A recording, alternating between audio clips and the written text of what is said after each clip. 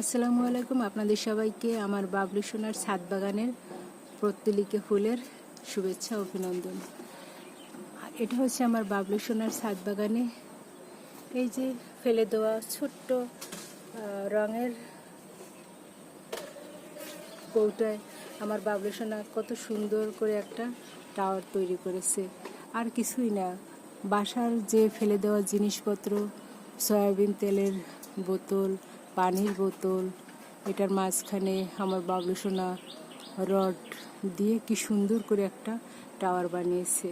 প্রচুর পরিমাণে ফুল ফোটে।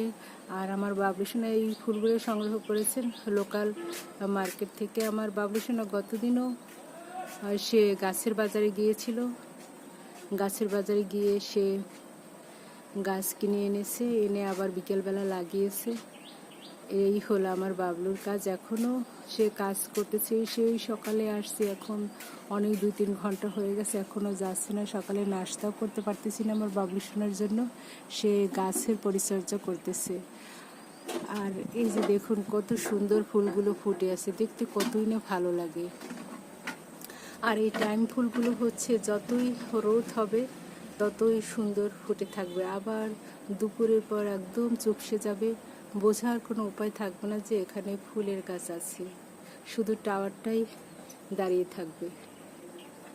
অল্প সময় মেধা খাটিয়ে আমার বাবলু সোনা এই টাওয়ার বানিয়েছে।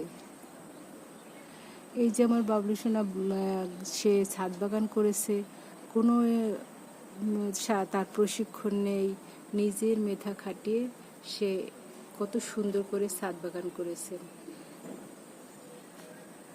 ঘরের ফেলে দেওয়া জিনিস দিয়ে আমার বাবলু সোনা ছাদ বাগান করেছে। এখন তো ইউটিউবে সার্চ দিলে ছাদ বাগান কীভাবে করা যায় সব কিছুই বলে দেয়, কিন্তু আমার বাবলু সোনা সে দেখুন নিজের মেধা দিয়ে কত সুন্দর করে একটা পত্তলিকা ফুলের টাওয়ার বানিয়েছে। যখন ফুলে ফুলে টাওয়ার ছেয়ে যায় তখন অপূর্ব লাগে। এখনও ভালো করে ফুটেনি, কারণ আর একটু যখন রোদ বাড়বে তখন লালগুলো ফুটবে। লালগুলো এখন ফোটা শুরু করছে সবে মাত্র। লালগুলো একদম 12টার দিকে এত সুন্দর দেখা, একদম চারদিকে ছড়িয়ে যায়, খুব ভালো লাগে পাপড়িগুলো দেখতে। এখন একটু পাপড়িগুলো সংকুচিত আছে। খুবই ভালো লাগে আমার বাবলু সোনার ছাদ বাগানের আমি ফুল উপভোগ করি।